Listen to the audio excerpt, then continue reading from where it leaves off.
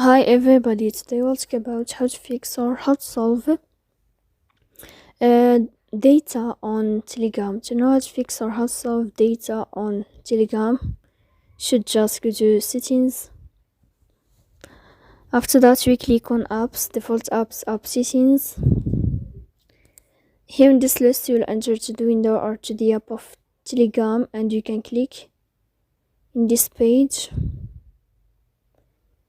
Here in this page of app info, we click on first app and you can click OK.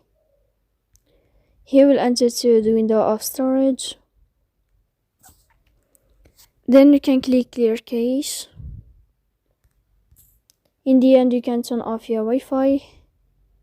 And you can wait a moment to turn on your Wi-Fi again to fix that problem you have. So please don't forget to support us by like and subscribe. See you next time in another